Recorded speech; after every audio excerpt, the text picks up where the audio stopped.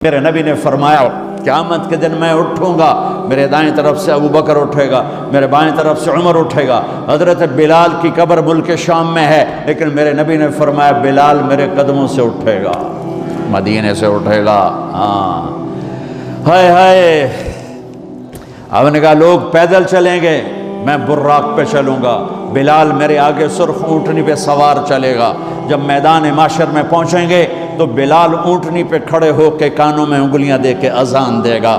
وہ اذان بلالی رہ گئی رسم اذان، روح بلالی نہ رہی، فلسفہ رہ گیا تلقین غزالی نہ رہی۔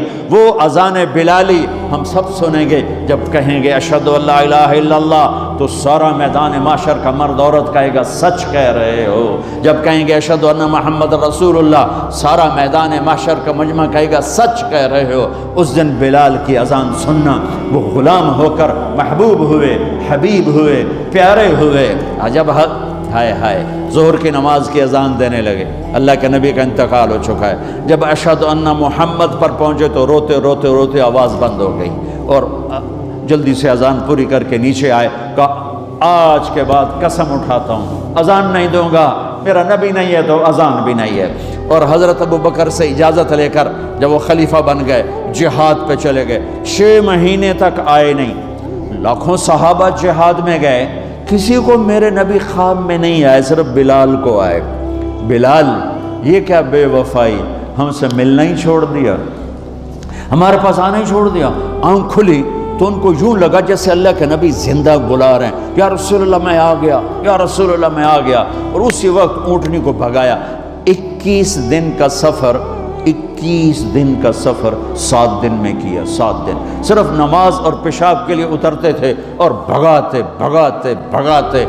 8ویں دن جب مدینے میں پہنچے تو آتے شور مچایا، یا رسول اللہ میں آ گیا، یا رسول اللہ میں آ گیا۔ ان کے ذہن سے نکل گیا کہ آپ تو دنیا سے جا چکے ہیں۔ جب مسجد کے قریب پہنچے تو پھر تڑپ اٹھے اور چیخنے لگے کہ آپ تو ہیں ہی نہیں۔ پھر گئے سیدھے قبر پہ جا کے یوں قبر کو لپٹ گئے، یا رسول اللہ میں تو آ گیا ہوں، آپ کہاں ہیں؟ یا رسول اللہ میں تو آ گیا ہوں، آپ کہاں ہیں؟ یا رسول اللہ میں تو آ گیا ہوں، آپ کہاں ہیں؟ بے قراری میں روئے جا رہے، میں تو آ گیا ہوں، آپ کہاں ہیں؟ میں تو آ گیا ہوں، آپ کہاں ہیں؟ نماز کا وقت داخل ہو گیا۔ کون سی نماز تھی اللہ ہی جانتا ہے، اور سب کو پتا تھا بلال نے قسم کھائی ہے کہ اذان نہیں دیں گے، لہذا کسی کو جرت نہیں ہو رہی کہ بلال سے کہیں آج اذان بلالی سنا دے۔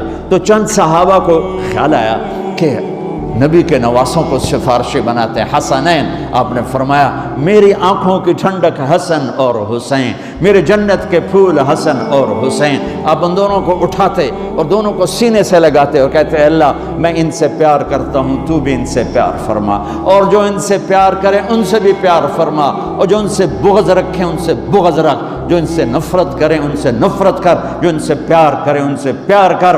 صحابہ آئے بچوں کے پاس، حسن حسین، کہ بچوں آج کسی کی نہیں چلے گی، تم بلال سے کہو اذان دے۔ تو یہ دونوں ننھے منھے بھائی، حسن 7 سال کے، حسین 6 سال کے، 10 مہینے کا فرق تھا دونوں بھائیوں۔